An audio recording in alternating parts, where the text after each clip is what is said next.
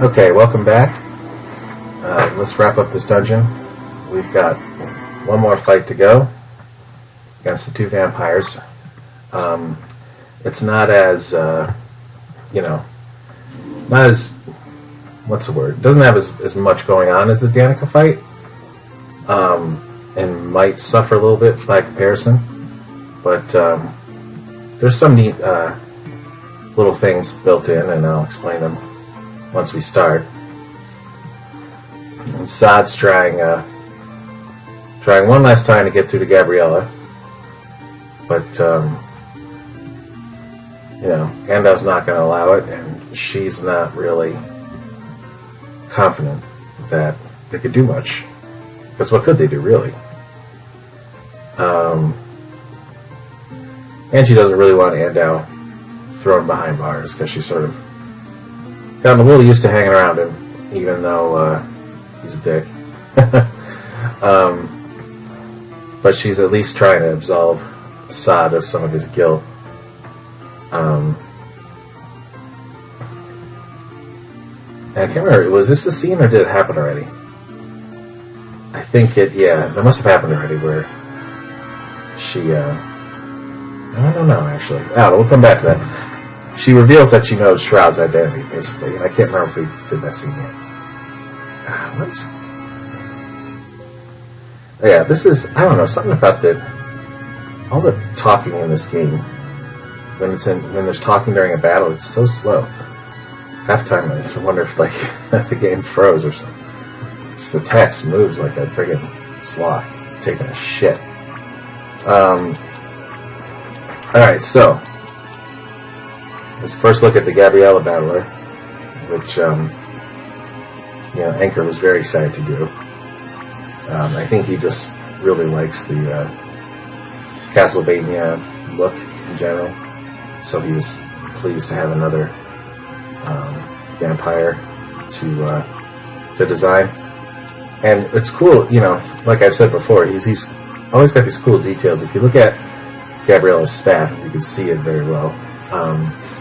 It's got bandages wrapped around it so she can touch it, because I guess it must be enchanted to some, with some degree of holy magic, which would hurt her. So she,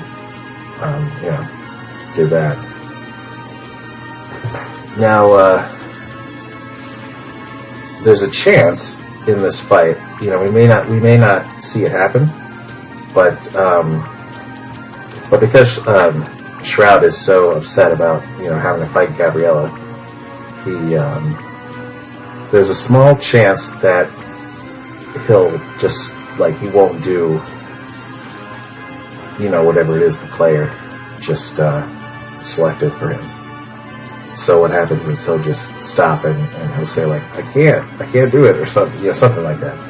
But it's a small percentage, so some players might not have ever seen it. But it's in there. And this fight is also a little bit similar to the Kovac and Vec fight, but with one twist. If you beat Andal first, which I'll do, Gabriella gives up, and the fight stops. But if you take down Gabriella first, Andal gets pissed, and he uses a really strong attack, and then you still have to fight until he's beaten. So that's a neat little thing too. Because it's fairly consistent with what's going on story-wise, right? Because Gabriella's not into this either, and without Andal, she just got forget this. But Andal's got a lot of anger, so I think he relishes a chance to see that bat circle move. Which is going to take Stoic out of commission. I don't think you can even get it off. I'll try it. It doesn't work. So that's going to take Stoic out of commission for 2 or 3 turns. And so if you beat Gabriella first, Andal uses that on everybody, and then he just gets a chance to wail on you for a few turns. It's pretty tough. It can kill you if you're not really ready for it. But we're not going to be doing that. We're just going to take Andal down and But that'd be the end of it.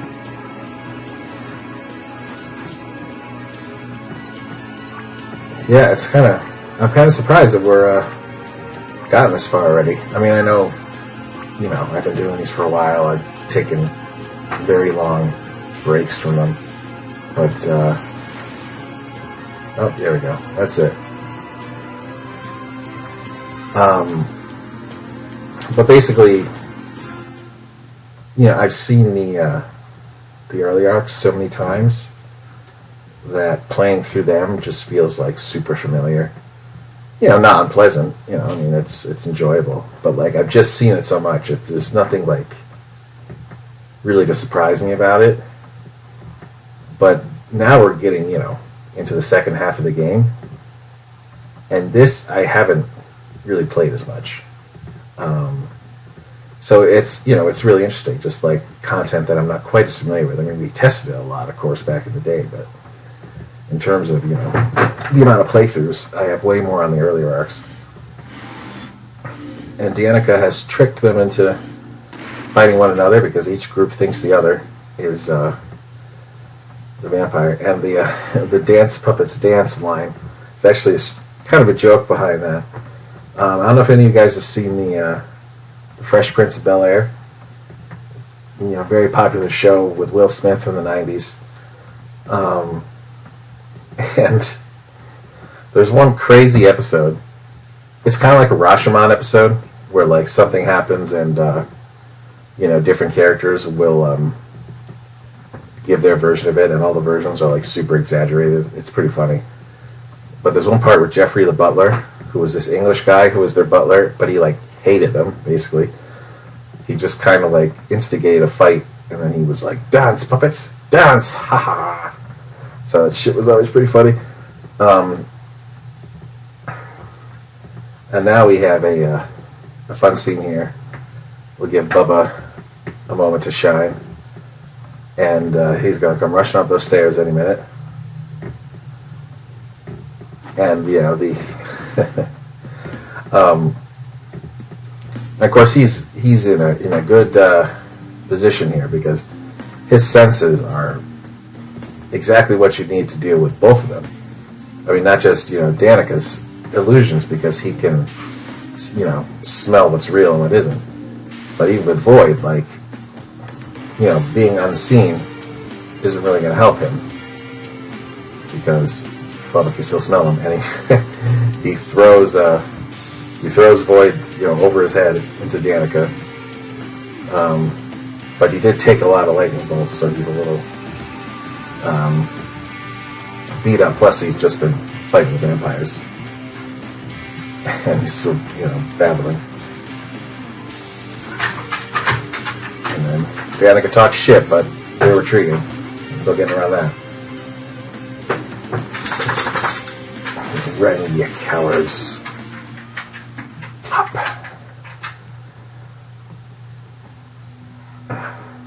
And then we're back in the hospital. The hospital's getting a lot of, well, not so much. All the other beds are empty. But probably more business than usual. Although I shouldn't say business. I mean, that's how it is in America. But, I think Solis is actually a civilized place, so I'm sure that, there aren't a whole bunch of fucking hoops to jump through to get health care. And Gloria's fine, actually. Like she says, she just wants to chill with him, so she's using one of the extra beds, and just a little chillaxing, chilling out, maxing, relaxing, all cool, like in like what Fresh Prince says.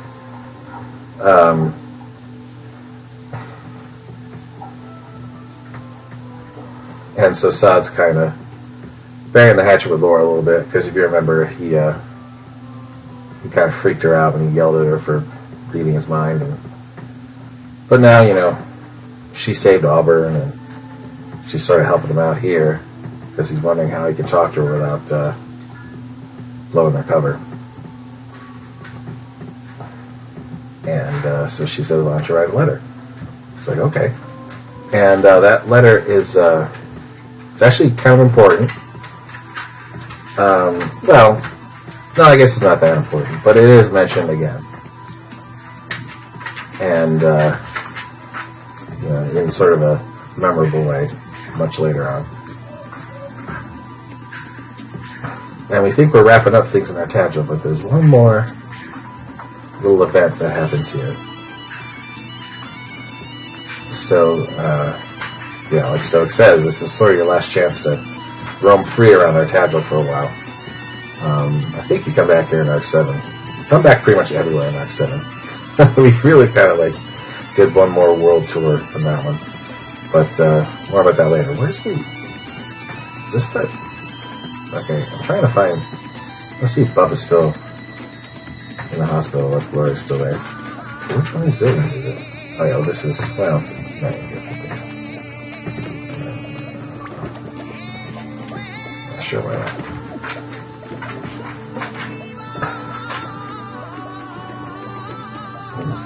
Yeah, it's not often they actually go into the hotel from the map. It's only cutscenes that sort of go right there, so not quite sure which one it is. Well, it's her parents. Oh, yeah, here's the last thing with the Archie's gag. I don't even care to rip off my hairstyle. Go out and enjoy your hair, buddy. Don't forget where it came from. Now, it's actually a bit more, another layer to that joke. I think we said before that Sod gets his hair from the Arsha sprite. But it used to be, before we had the Sod sprite, he was just walking around in the armor, as a civilian. And, the only difference between him and Shroud was just the mask. So that was a little silly. So, we did a quick little Franken sprite. And Sod got his own, civilian sprite, which makes a difference. It was actually, the outfit was taken from the sprite that he would use for Rain, his brother. Here they are. And so now we can sort of say that, they had some of the same clothes when they were growing up. And the Playboy bunny has a bunny's ear stuck to it. How's it hanging, home skillet? It's hanging. What's hanging? What's that mean? Okay, so he's given the letter. And then we're going to census something.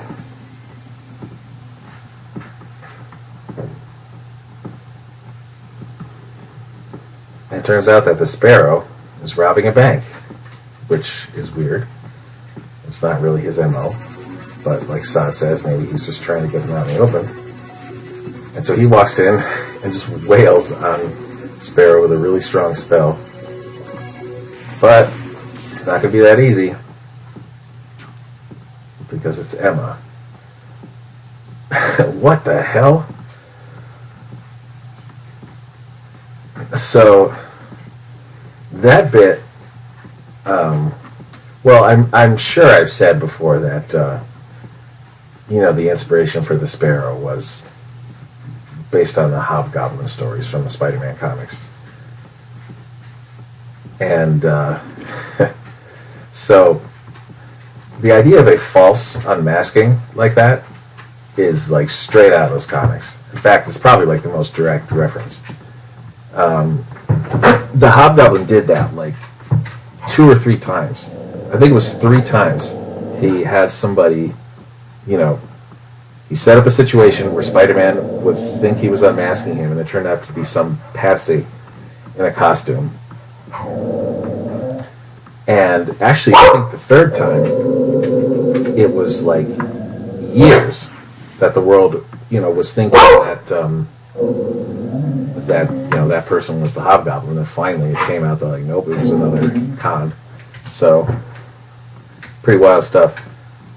So this bit here, we're back in the temple, or not back, it's the first time we've been here, but Cleon's outside, and so what that means is that we didn't have a sprite for him yet.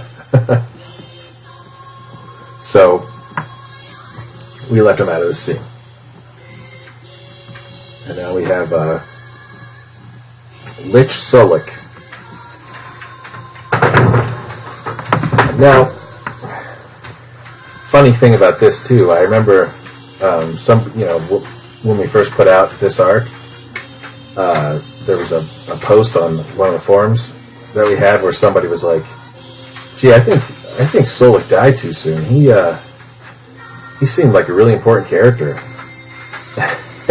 And so, I had to be like, "Why don't you finish the game and then we'll talk?" Because, he came back. But I guess the loss of Solik was upsetting enough that he stopped playing to come on the forum and tell us about it. Now, this scene here, this is the sort of the Temple of Perdicia on this island that this actually was visited in Clean Slate, though it looks nothing like this. Different tile sets and whatever. But this scene used to look different in this game too. It was sort of a, it had the altar, of course, but it was just sort of a wall in the background with like slats in it, and then there was a kind of a pit around them and a couple little Tesla coil not Tesla coil, like little globes on pillars. And it was okay. It served our purposes, but you actually explore this place much later in the games, so I got kind of a redesign for that, and we figured, well, let's update this scene too, and so we did. And there's a huge statue of Perdicia you can see in the back there. Eventually the camera's going to move up and you'll have a better look at it. That was Anchor, and we sort of were talking like, what does she look like? We don't really know what Arcadius looks like either. So we sort of let him have free reign with that. The only thing that I had said was that Perdicia, like the two symbols for the gods, like Arcadius' symbol is a sword, and there's scales there's balance scales like hanging off the hilt, because Arcadius values absolute balance, so they say. But Perdicia, I always had like crescent. I always had the idea like her symbol was a crescent, like a curved line, which means that like she sort of, she bends the rules. She looks for other unconventional ways to do things. So that was my thought behind that, and didn't have much chance to explore that really until we got to this scene. And I just realized that Solik's face is missing something. He's supposed to have eye lights, like Stoic does, but I don't think he finished that. I don't think Anchor got around to finishing that, because there were a couple times when, like, we were trying to get the art out there, and here comes Clan. There you go. Between arcs, we found a sprite for him. The problem is that Broad he resurrected. But anyway, what was I going to say? Oh yeah, the battlers. So sometimes we would be in a hurry to get something out, and there would be like a battler that needed to be done. And generally it was always the sort of final detailing stage that took Anchor the longest. Because he sort of put a lot of time and effort into that. So sometimes you'd be like, all right, well, you know what? They're, in low resolution anyway. Let's just take, even though it doesn't have all the details finished, we'll just throw in the game and use that. And so there are a couple battlers where that happened. And I think the Undead Solik is one of them. And it's a bit more noticeable when it becomes a face graphic, because we used a lot of times for face graphics we would crop them right off the battlers. No, we didn't do that with Ketsu. I think because in Ketsu's battler he's like yelling, but obviously for most of the game he's pretty chill, so that wouldn't really work too well. But we've got Ariel, our first meeting with Ariel, or really, if you know Clean Slate, second meeting with Ariel, and she was a member of the Midnight Guild. Who have I mentioned them in this? They kind of play more of a bit bigger of a role in the lore from this point on, but it's basically the guild of dark mages, primarily necromancers, although not exclusively. In the old days, it was called the Necromancers Guild, and there was a big bloody war between them and the Celendian Knighthood, which was the precursor to Gallia. Not as extreme, but a little similar. And so after that, the Necromancers Guild, that name was sort of toxic, so they changed it to the Midnight Guild. And they have a custom of hiding away samples of their hair in case they needed to be resurrected. So that, excuse me. So that's what happened with Ariel. They went to her old estate, found like a little chest under the floorboards or something that had a sample of hair in it. And so they were able to do the resurrection. And you're learning a bit about Ketsu here. And just about how his father was distraught at what happened when Gallia lost the war. And that really made a mark on him. Of course, it's not quite as simple as that, but we'll have plenty of time to talk about that later.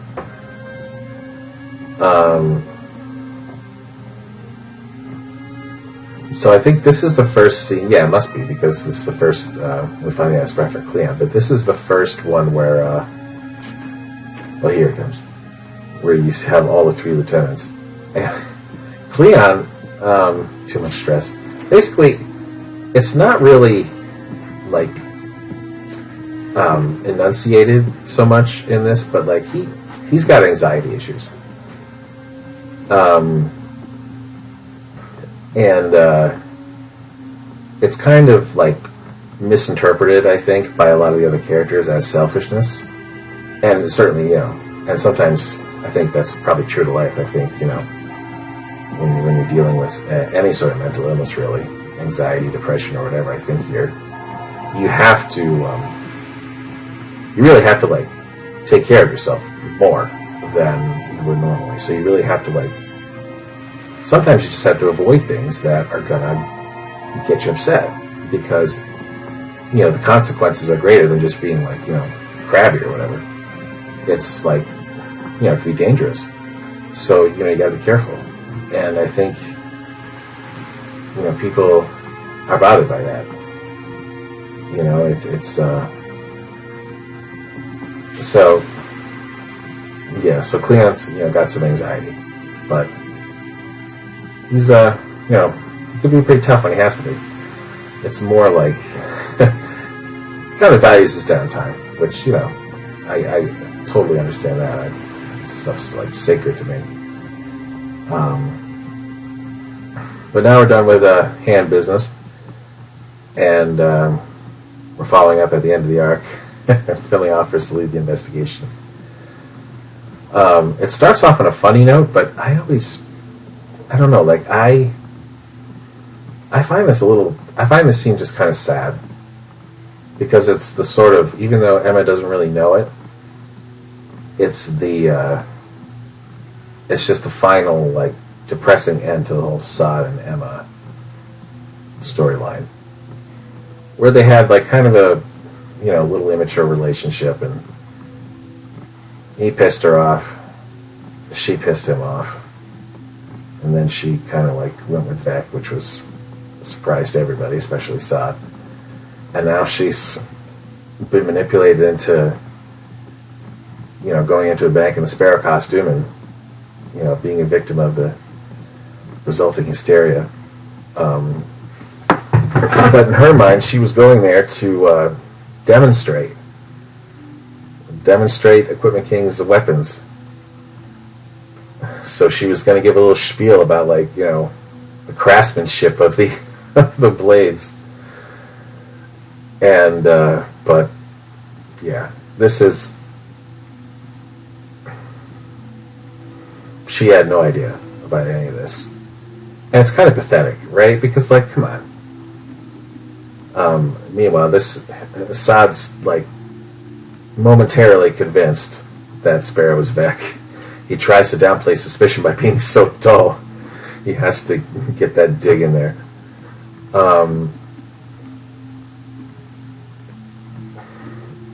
But basically, yeah, they really used Emma. And there's actually a scene later. I don't know if we'll get to it this time. There's a scene later where like Vec is shown to be like pretty pissed off at Kovac that that happened like that. Because he does care about her. It's not like he's a monster or anything. He's just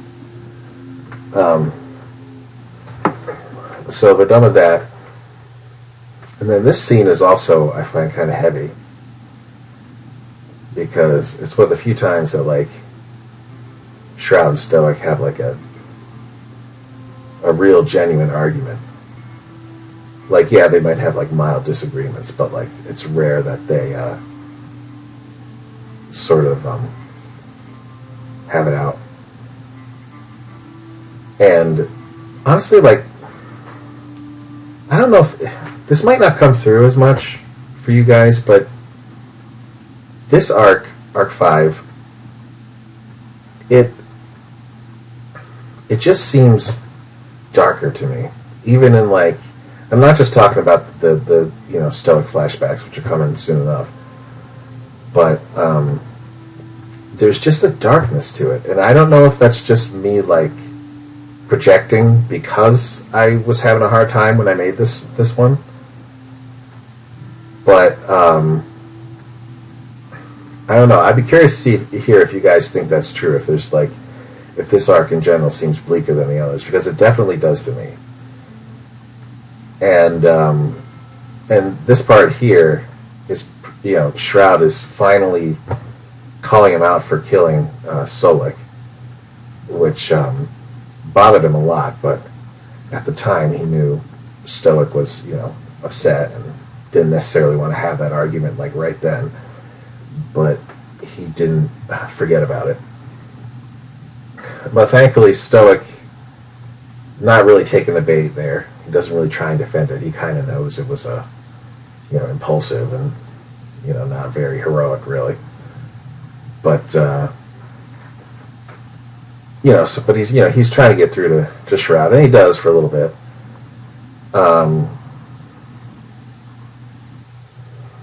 So he's managed to calm him down a bit, which is good. Let's see, what we got coming up next? Okay, so yeah, we might as well just, let's stop here. And then we'll begin our Stoic adventures next time, I think. Peace.